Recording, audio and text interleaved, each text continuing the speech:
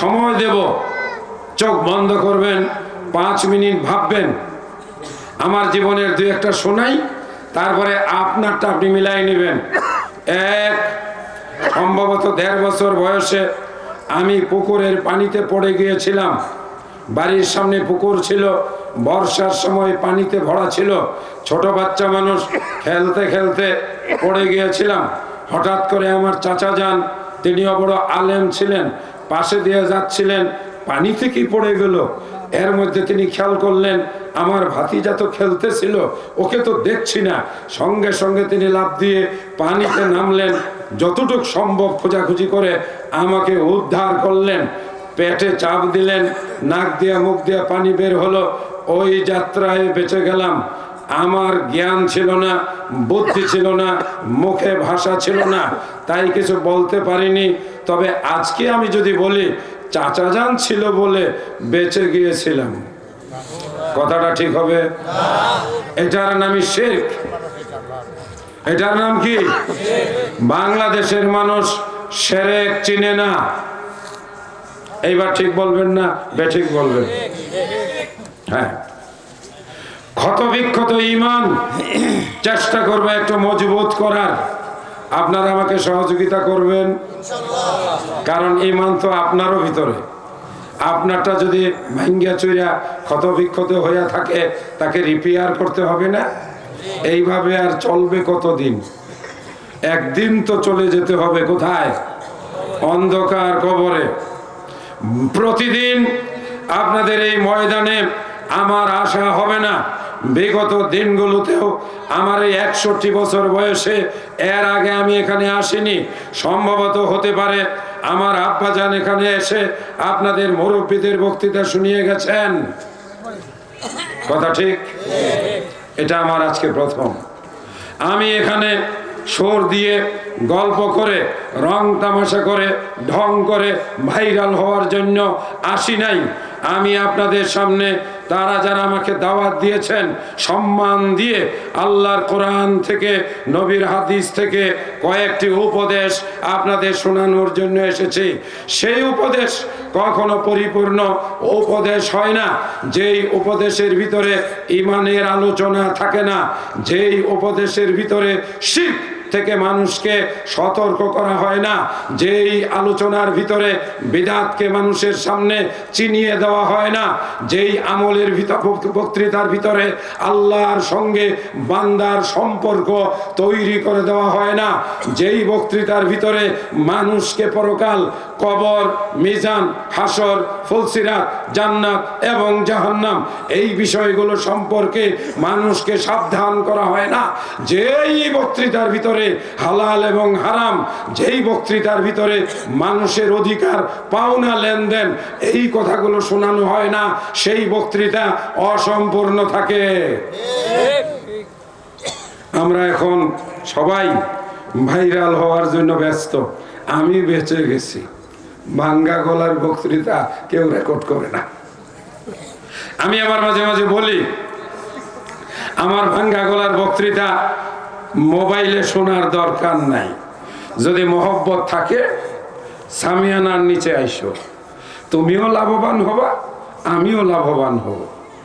শুনুন, আপনি যদি বক্তাকে গলা সুর দিয়ে বিচার করেন, ঢং দিয়ে বিচার করেন, গান দিয়ে বিচার করেন, কানের কথা আপনার মনের ভিতরে যাবে না।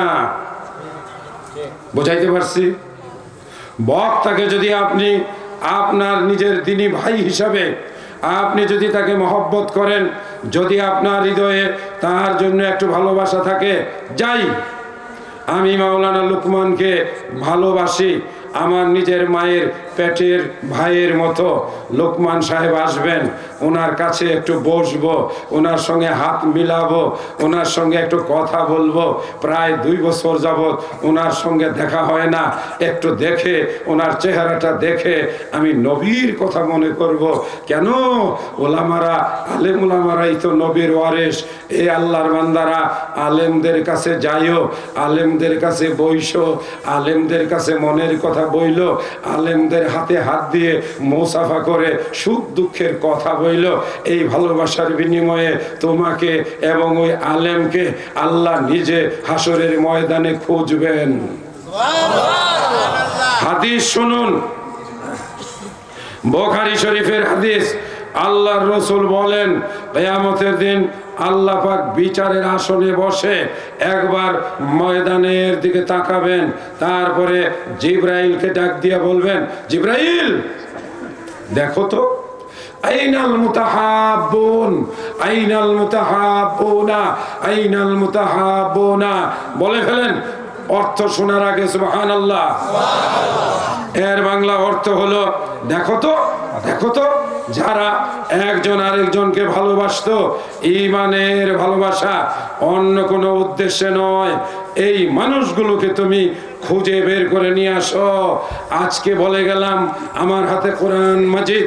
আপনি যদি আলেমকে ভালোবাসেন, আপনাকে এবং ওই আলেমকে, দুইজনকে হাসরের ময়দান থেকে খুঁজে বের করে এনে আল্লাহর বিশেষ ছায়া, আরশের ছায়ার নিচে তাদেরকে সেখানে জায়গা দেওয়া হবে। আমরা ভুলে গেছি। আমরা মাহফিলে আসি, উপস্থাপকরাও কিছু ভুল কথা বলেন, এটা আর কোনোদিন বলবেন না। এটা মন থেকে বললে আপনার আমলনামায় গোনা লেখা হবে। আমরা যার বক্তৃতা শোনার জন্য এসেছি, এটা বলবেন না। কোনো মানুষের কথা শোনা আমাদের জন্য জরুরি নয়। ঠিক বলেন? আমি রাজনৈতিক কোনো ব্যক্তি নই যে আমাকে আপনারা ভোট দিবেন, তারপরে আমি এমপি হব, আপনাদের রাস্তা পাকা করে দেব। আমি একজন সাধারণ আপনাদের দিনী ভাই। বলতে পারেন আমরা আমাদের দিনী ভাই আহমদুল্লাহর মুখ দিয়ে কোরআন শুনব। এইবার দলিল নেন। ইন্নামাল মুমিনুনা আল্লাযীনা ইযা যুকিরাল্লাহ ওয়াজিলাত কুলুবুহুম ওয়া ইযা তুলিয়াত আলাইহিম আয়াতুহু যাদাতুহুম ঈমানা ওয়া আলা রাব্বিহিম ইয়াতাওয়াক্কালুন। তিনটা গুণের কথা বলা হয়েছে। যারা মুমিন তারা আল্লাহর কথা শুনে, সুবহানাল্লাহ, আল্লাহর নাম শুনে তাদের কলিজা হৃদয় কেঁপে উঠে, ওয়াজিলাত, এইভাবে কেঁপে উঠে। যখন জাহান্নামের কথা বলবো, যখন হাসরের কথা বলবো, যদি সম্ভব হয় আপনিও কেঁপে উঠবেন। নিজের হাতের পশমগুলো দেখবেন ভয়ে দাঁড়িয়ে গেছে কিনা। যখন জান্নাতের কথা বলবো, তখন প্রয়োজনে হাত বাড়িয়ে বলবেন, ও আল্লাহ, ও আল্লাহ, আমি তো সেই জান্নাতে যাওয়ার জন্যই আজকে বেকুল হয়ে তোমার কোরআনের মাহফিলে বসেছি। যখন আমি গুনার কথা বলবো, তখন আপনি আপনার পিছনের ইতিহাসে চলে যাবেন। কত গুনাহ করেছি, গোপনে প্রকাশ্যে। আল্লাহ, সব গুনাহ তুমি গোপনে ঢেকে রেখেছ। আজকের মাহফিলে আমি গুনাহগুলো থেকে তোমার কাছে আমি কাঁদছি। এই আলোচনা শোনার সময় সম্ভব হলে আপনি কাঁদবেন। রাজি আছেন? ভালো লাগতেছে না? নাকি অন্য কিছু বলতে হবে? না, অন্য কিছু বলবো না। কারণ যে মাসে বসে আমরা বক্তৃতা শুনছি, আরবিতে এই মাসের নাম বলেন কেউ একজন সামনে। এই তো ফেল করলাম। 12টা মাসের ভিতরে আল্লাহ পাক 4টা মাসকে বিশেষ মর্যাদা দান করেছেন। এই মাসগুলোকে বলা হয় হারাম মাস। এই মাসগুলোতে ঝগড়া করা যায় না। এই মাসগুলোতে রাগারাগি করা যায় না, এই মাসগুলোতে গালিগালাজ করা যায় না, এই মাসগুলোতে মারামারি করা যায় না, এই মাসগুলোতে অবাধ্য কোনো কাজ করা যায় না, এই মাসগুলোতে সংযমী হতে হয়। এই ধরনের 4টি মাস, 3টি মাস হলো একসাথে, 3টি মাস হলো একসাথে, জিলকাদ, জিলহজ, মুহররম। 1টি মাস হলো দল ছাড়া, সেই মাসটির নাম রজব। আমরা সেই রজব মাসে বসা আছি, জোরে বলে আলহামদুলিল্লাহ। রজব একটি বরকতময় মাস। এই মাসে আল্লাহ পাক তার প্রিয় নবী মুহাম্মদুর রাসূলুল্লাহ সাল্লাল্লাহু আলাইহি ওয়াসাল্লামকে 7 আসমান অতিক্রম করিয়ে তার নিকটে মেরাজ করিয়েছিলেন, জোরে বলে সুবহানাল্লাহ। আর কয়েকদিন পরেই অথবা এই মাসের যে কোনো সময়ে মেরাজ অনুষ্ঠিত হয়েছিল। মেরাজের রাতে কোনো ইবাদত নাই, মেরাজের দিনে কোনো রোজা নাই, মেরাজকে কেন্দ্র করে ফজিলতের কোনো হাদিস নাই। তবে বাংলাদেশের যারা বিদাতি, যারা বিদাত প্রচলন করেছে, তারা মেরাজের রাতের জন্য ইবাদত বানিয়েছে, তারা মেরাজের দিনের জন্য রোজার ব্যবস্থা করেছে, তারা মেরাজের এই দিনের ফজিলতের বয়ান দেয়। কথা বলেন ঠিক কিনা? এগুলো সবই বিদআত। এরপরের মাস আসবে, যেই মাসের নাম হলো শাবান। যেই মাসে একটি দোয়া বলতে হয়, আল্লাহুম্মা বারিক লানা ফি শাবানা ওয়া বাল্লিগনা রমাজানা। বাংলা অর্থ হলো, আল্লাহ আমাকে তুমি সুস্থতা দাও, আমাকে তুমি শক্তি দাও, এই মাসে তুমি আমাকে বরকত দাও, আমি যেন রমজান মাস পর্যন্ত সহি সালামতে পৌঁছতে পারি। এরপরে আসবে রমজান। রমজানের আগে আজকের এই মাহফিল আমার বিবেচনায় অত্যন্ত গুরুত্বপূর্ণ একটি আয়োজন। এটি আমাদের জন্য আল্লাহ পাকের এক মস্ত বড় নিয়ামত। আল্লাহ আমাদেরকে এই সুযোগ দেওয়ার জন্য আমরা আল্লাহর উপরে কি প্রচন্ড রকমের খুশি। এই জন্য আমাদের সবার মুখে এই মুহূর্তে থাকবে হাসি। কেই বেজার বেজার দেখা যায়? যুবকরা সামনে চলে আসো, এগুলো বক্তৃতার বিষয়। আর একটা কথা, আপনারা কেউ ঘড়ি দেখতে পারবেন না। আমি রাত 12টা পর্যন্ত বক্তৃতা করব। যখন বলবো 12টা বাজে তখনই 12টা। এরপরে যদি ঘড়িতে 2টা বাজে সেটা পরেরটা পরে। যে না মাপ নাই, আমার তো গলা ভাঙ্গা। হ্যাঁ,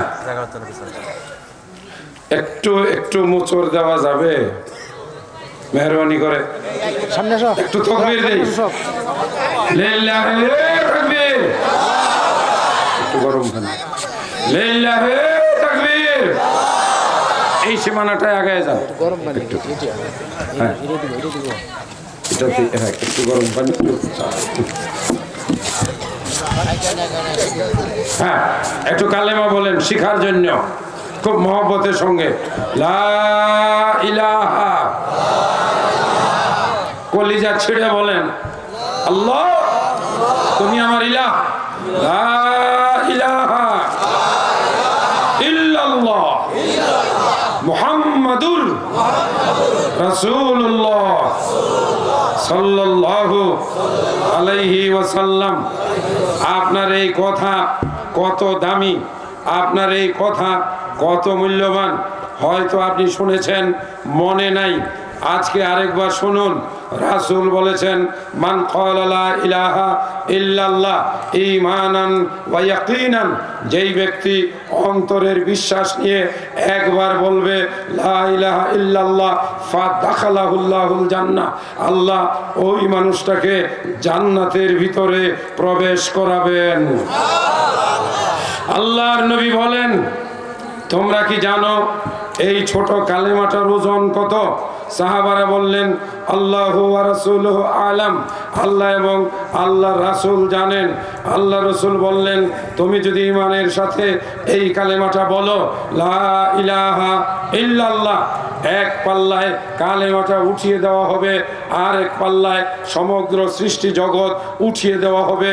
তোমরা জেনে রাখো, কালেমার ওজন এই আসমান জমিনের চাইতেও বেশি হবে। এইবার এটার আমল বললেন, শুনলেন, ঠিক না? আমার সাথে বলছেন। এবার আপনারা দুইটা হাদিস শুনেছেন, এই মর্মে আরো অসংখ্য হাদিস রয়েছে। যেই ব্যক্তি এই কালিমা পড়ে তার গুনার পরিমাণ যদি আসমান জমিন ভরা হয়, আল্লাহ তাআলা এই কালেমার বিনিময়ে তার গুনাহ মাফ করে দেন। এই আল্লাহর বান্দারা, কোন মানুষ যদি শিরক গুনাহ না করে আর এই কালেমাটা পড়ে কোনো আমল না করেও যদি মৃত্যুবরণ করে, আল্লাহ রসুল বলেন আল্লাহ পাক তার সব গুনাহ মাফ করে তাকে জান্নাত দিয়ে দিবেন। চারটা ফজিলত বললাম, এখানেই কি শেষ? এবার আপনি কিভাবে করবেন? করবেন না? ডাকবেন না? ডাকার মতন ডাকলে আল্লাহ কেমনে শুনে না? নাহি দেহ বলো, নাহি সুসম্বল, কিসে পার হব সদুপায় বলো, নিজ গুণে ক্ষমদাসে হে এলাহি। একটু চোখের পানি দিতে হয়। ইংরেজিতে একটা কথা আছে না, গিভ এন্ড টেক। কতটা চোখের জল ফেলেছো গো তুমি? আপনি জান্নাত চান, নামাজে গিয়ে আপনি তাড়াহুড়া করেন, আপনার মেয়ের বিয়ে হয় না, আপনি সাজদায় গিয়ে কোনোদিন বলেছেন? আপনি রাতের বেলায় সবাই ঘুমিয়ে আছে, তাহাজ্জুদের নামাজ পড়ে স্বামী আর স্ত্রী, একজন হলেন মুনাজাত ধরিয়া আর একজন হলেন আমিন আমিন বলইয়া, ওই ঘুমটা কেমনে ভাঙছে? রাতের বেলায় আপনার স্ত্রী ঘুমাচ্ছে, আপনি একটু পানি বোতলে করে নিয়ে গেলেন, গ্লাসে করে নিয়ে গেলেন, পানি হাতে নিলেন, এইবার পানিটা আপনার স্ত্রী চোখে ছিটাই দিলেন, আপনার স্ত্রী লাফ দিয়ে উঠে পড়লো, এই এই এই কে পানি দেয়? আপনি সুন্দর করে একটা মিষ্টি হাসি দিয়ে বললেন, প্রিয়তমা, আমার প্রাণের প্রিয়া, উঠো, চলো একটু ওযু করে আমরা তাহাজ্জুদের নামাজ পড়ে একটু আল্লাহর কাছে কাঁদি, আল্লাহর কাছে চাই। আল্লাহ তো দেওয়ার মালিক, আল্লাহ তো দিতে পারলেই খুশি হয়। এই আল্লাহর বান্দারা, মনে রাখবেন, আল্লাহ আপনাকে আমাকে বানিয়েছেন আল্লাহর কাছে ভিক্ষা চাওয়ার জন্য, আল্লাহ দেওয়ার জন্য আর আমরা নেওয়ার জন্য। এজন্য আল্লাহ আমাদেরকে সৃষ্টি করেছেন। চিৎকার করে বলুন সুবহানাল্লাহ। আপনারা কি বুঝতে পেরেছেন আমাদেরকে আল্লাহ বানাইছেন কেন? জবাব দেন। আল্লাহর কাছে চাওয়ার জন্য। একেবারে পরিষ্কার কথা। আপনি যত চাইবেন আল্লাহ তত খুশি হবেন। সুবহানাল্লাহ। যুবকরা, এই দুই চারজন যুবক সামনে আসো। আমি ঈমানের আলোচনা করব, শিরকের আলোচনা করব। এক্ষুনি আমি আলোচনায় প্রবেশ করব ইনশাআল্লাহ। মহিলাদের বিষয়ে আলোচনা করব, মাদ্রাসার বিষয়ে আলোচনা করব। মাদ্রাসার বিষয়ে মাত্র 2 লাখ টাকা, 2,41,000 টাকা হয়েছে। ইনশাআল্লাহ অন্তত পক্ষে 1,50,000 টাকার আজকে ব্যবস্থা করতে হবে। মাদ্রাসার মতো করতে হবে। মাঠে গিয়ে খেললে খেলোয়াড়ের মতো খেলতে হয়। কিছু যে বললেন না, ভালো করে না খেললে স্বর্ণের বুট তো দূরের কথা, এক জোড়া স্যান্ডেলও পাওয়া যায় না। বরং নিজের স্যান্ডেল দৌড়ানি দিলে ফালাইয়া থুয়ে আসতে হয়। এটা আপনাদের জন্য। লড়বেন লড়াই করার মতো। মাদ্রাসা করবেন ইন্টারন্যাশনাল মানের, ইংরেজি পড়া হবে, বাংলা, গণিত, বিজ্ঞান, কোরআন, হাদিস ভিক্ষা নয়, চাওয়াচাওয়ি নয়, গরিব মিসকিন এদের বাচ্চারা পড়বে বিশেষ ব্যবস্থায়, তবে এখানে পড়বে প্রয়োজনে একেবারে টাঙ্গাইলের জেলা প্রশাসকের ছেলে, অথবা এখানে পড়তে পাঠাবে ওই যে আপনাদের টাঙ্গাইল জেলার পুলিশের এসপি সাহেবের ছেলে। বর্তমানে সময় চেঞ্জ হয়ে গেছে, মাঝখান দিয়ে কথাটা মনে পড়ে গেল। মাঝে মাঝে ইদানিং দেখি ট্রাফিক সিগন্যালে যেসব পুলিশ ডিউটি পালন করে এদের অধিকাংশের মুখে দাড়ি। কথা ঠিক না বেঠিক? কথা বলছি, আমার খুব ভালো লাগে। আবার একটু দাড়ি দেখছি বড়ও হয়ে গেছে, গিয়া বললাম আসসালামু আলাইকুম ভাইজান, ভালো আছেন? এবার একটু কাছুমাছু করে শরম পায় কয় ওয়ালাইকুম আসসালাম। হুজুর সালামটা তো আমারই আগে দেওয়ার কথা ছিল। মনে মনে ভাবলাম বহুদিন যাবত তো খালি সালাম নিস এরকম ছেলোর, আর খালি এইটা নিস, এখন এইটা নেয় না। এখন মাশাআল্লাহ বেশ ভালো চলছে। মাঝে মাঝে আবার আমাদের দুই একজনকে পাই বয়স হয়ে গেছে প্রায় 60 বছরের কাছে, এখনো আছে, আছে না নাই? আবার মাঝে মাঝে বেশ ভালো লাগে যখন দেখি একদল যুবক ছেলে পেলে সুন্দর করে দাড়ি রেখেছে। আবার মাঝে মাঝে কষ্ট লাগে, দাড়ির সাইজটা মুসলমানের নবীর সাইজ না, ভারতের ক্রিকেটার কি জানি না, আমিও জানি, আমি কই নাই যে একটু বাইর করি। হ্যাঁ হ্যাঁ, এটা কিন্তু কোয়ার সময় অন্য কাউকে শেয়ার নেয় নাই, বক্তৃতা রেখে আসছি। সরি, মাঝে মাঝে একটু গরম পানি খাইলে আওয়াজটা ছাড়ে। আমি যে সুর সার দিচ্ছি না, কষ্ট পাচ্ছেন না তো? আমরা কি সুর শুনতে আসছি? আমি প্রত্যেকটা কথার পিছনে দলিল দিচ্ছি, দলিলের পরে সেটা কিভাবে আমল করব, কারণ আমল করলে ফল পাওয়া যাবে। ঠিক?